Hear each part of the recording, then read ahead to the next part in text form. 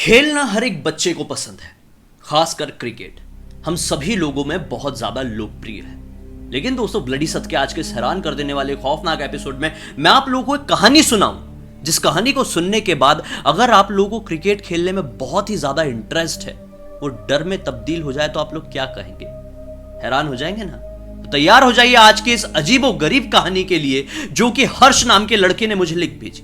यह घटना आज से ठीक 35-40 साल पहले प्रयागराज के पास के एक छोटे से गांव में घटी। इतनी अजीब घटना थी, जिस घटना के बाद एक परिवार को बहुत कुछ का सामना करना पड़ा।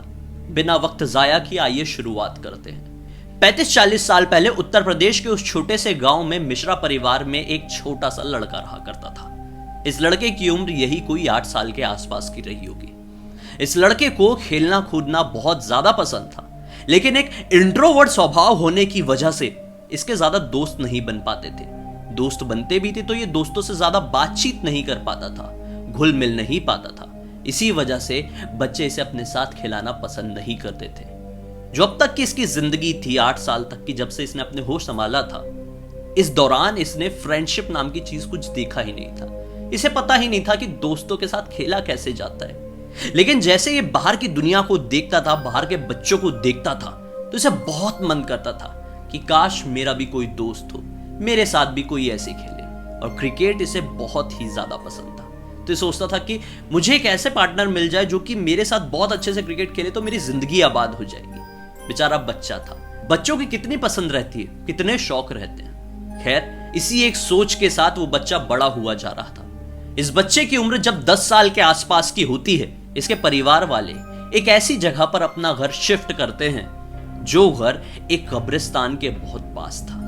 कहानी बहुत पुरानी है, तो जमाने में कब्रिस्तान में ऐसे बाउंड्री वॉल्स नहीं होते थे जैसे आजकल बन जाते हैं, और खासकर गांव के इलाकों में इतना कुछ नहीं होता है। थोड़ा बहुत ऐसा फेंस वगैरह लगा दिया जाता है कि नॉर्मल लोग वहां पर नहीं जाए, चीजों के साथ छेड़खानी ना करे।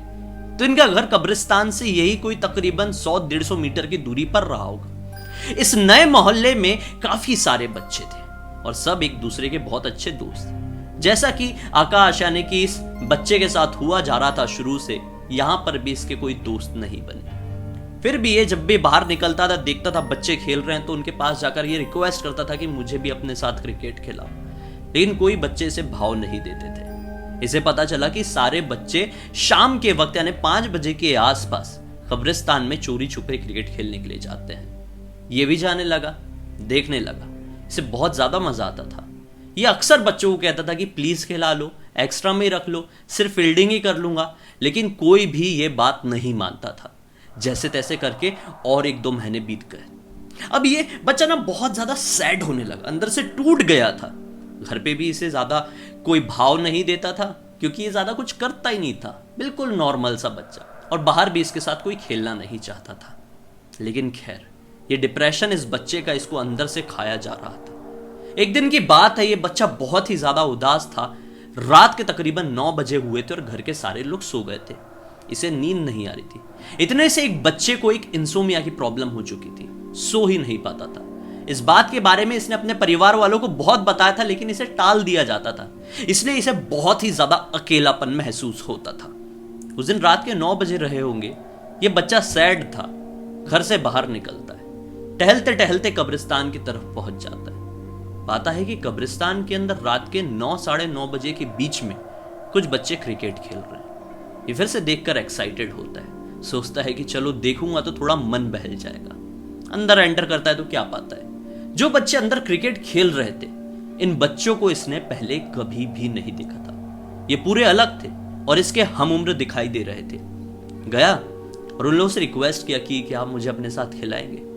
बच्चे जादुई तरीके से, मतलब देखा जाए तो, हाँ बोल देते हैं। पहली बार इसकी जिंदगी में ऐसा हुआ था कि कोई बच्चों ने इसे अपने साथ खिलाने के लिए मंजूरी दिए थे, इसलिए मैंने जादुई तरीके का नाम लिया। खैर, ये भी उन बच्चों के साथ खेलने लगा।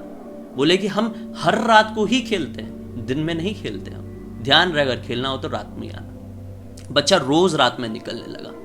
एक दिन की बात है, पिताजी ने पूछ लिए क्या इतनी रात को जाता कहाँ है। बच्चे ने बताया कि मैं अपने नए दोस्तों के साथ क्रिकेट खेलने के लिए जाता हूँ। उसकी बात को हमेशा की तरह टाल दिया गया। बच्चा इसी तरह से खेलने जाते रहा। घर वालों ने नोटिस किए कि हमारा बेटा दिनों दिन दुबला होते जा रहा है, हालत खराब होती जा रही है। और माँ ने एक दिन नोटिस कर ली कि रात में सोता भी नहीं है, क्योंकि इस बच्चे को अब सोने से डर लगने लगा था। पहले तो परेशानी कुछ और थी, लेकिन जब भी ये सोता था तो इसे सपने में वही बच्चे दिखाई देते थे जो कब्रिस्तान में रात के वक्त इसके साथ क्रिकेट खेलते हैं।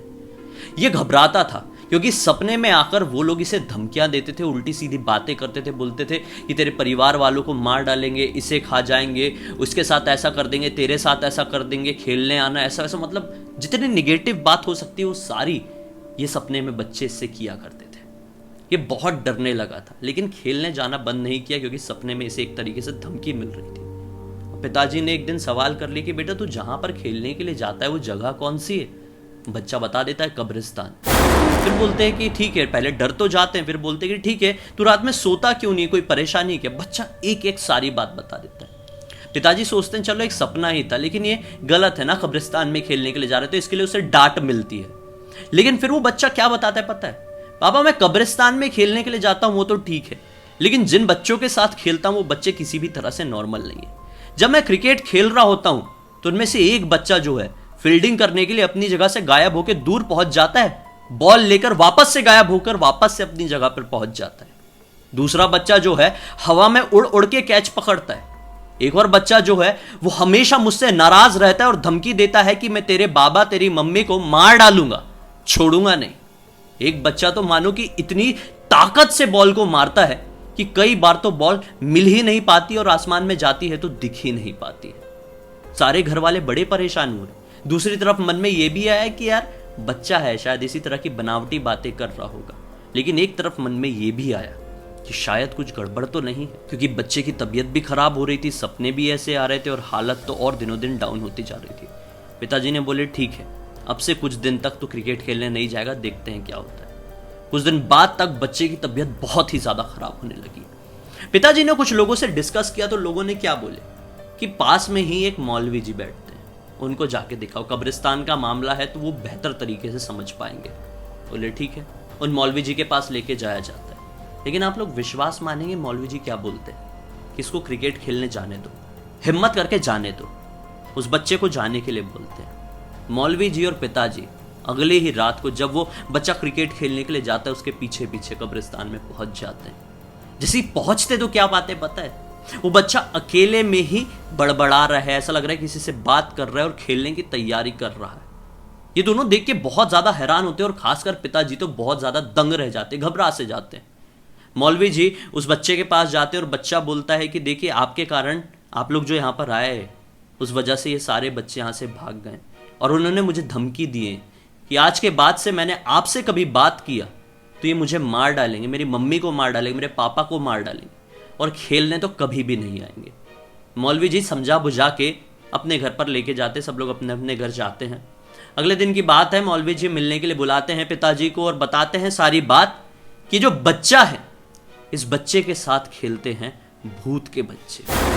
जी हाँ, कुछ ऐसे बच्चे होते हैं जिनकी अकाल मृत्यु हो जाती है और उस वजह से वो लोग एक ऐसी प्रेत योनि में चले जाते हैं कि जहां पर उन्हें अपना पूरा जीवन काल काटना होता है। और उसी वजह से वो बच्चे सारी वही हरकत करते हैं जिस तरह से एक इंसान का बच्चा करता है। यानी कि इन शॉर्ट ये ऐसे बच्चे थे जिन्हें खेलने कूदने का शौक था, और बच्चों को शौक रहेगा भी क्या। लेकिन खैर, इनके चंगुल से आकाश को निकालना बहुत ज्यादा जरूरी है। अगर ये उनसे बाहर नहीं निकला तो ये एक तरीके से वशीकरण में चले गया है उनके। इसकी जान को खतरा है, जान बचाना है तो अभी की अभी सही कदम उठाना बहुत ज्यादा जरूरी है।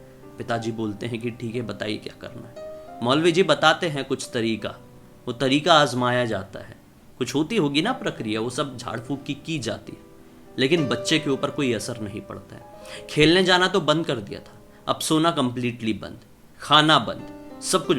तबीयत इतनी खराब, आंखों के नीचे काले गड्ढे, मतलब देख के ऐसा लग रहा था कि एक बच्चे को ना जाने ऐसी कौन सी घोर बीमारी हो गई है। उसे दिल्ली के एक बड़े अस्पताल में ले जाया जाता है, इलाज होता है।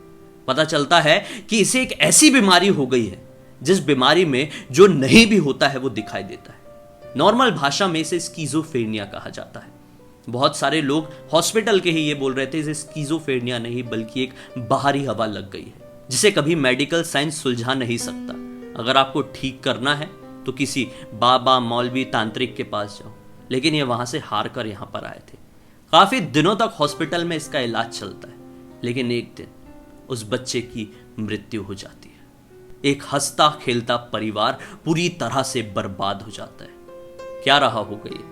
क्या सचमुच में ये कोई ऐसी बीमारी थी जिस बीमारी में कोई ना होते हुए भी दिखाई देता है, कोई ना बोलते हुए भी सुनाई देता है, या फिर एक ऐसी प्रेत बाधा या फिर भूत बाधा कह लो, जो कि बहुत ही ज्यादा खतरनाक थी, जिसने एक परिवार को पूरी तरह से उजाड़ कर रख दिया? क्या लगता है आपको? अपनी राय कमेंट सेक्शन में जरूर बताइए। अब तक इस वीडियो को देखे हैं तो लाइक जरूर कर देना, चैनल को सब्सक्राइब करके बेल आइकन दबा के ऑल के ऑप्शन में क्लिक करना, क्योंकि इसी तरह के हैरान कर देने वाले खौफनाक वीडियोस आप लोग के सामने डेली लेके आते रहता हूं। इन की लिंक इस वीडियो के डिस्क्रिप्शन बॉक्स में मिल जाएगी भाई, क्लिक करके डायरेक्टली वहां पर पहुंच जाना। और आप लोग के पास भी इसी तरह की कोई भी कहानी, कोई भी टॉपिक है तो लिख भेजिए, हो सकता है मेरा अगला वीडियो आप लोग की कहानी या टॉपिक के साथ ही बन रहा हो। जरूरी नहीं है हॉरर ही हो, किसी भी तरह की कहानी आप पूरी दुनिया को बताना चाहते हैं मेरे जरिए, तो मुझे आपका इंतजार रहेगा। चलिए कल फिर से मिलते हैं, तब तक के लिए बहुत बहुत धन्यवाद। आप लोगों का दिन शुभ हो।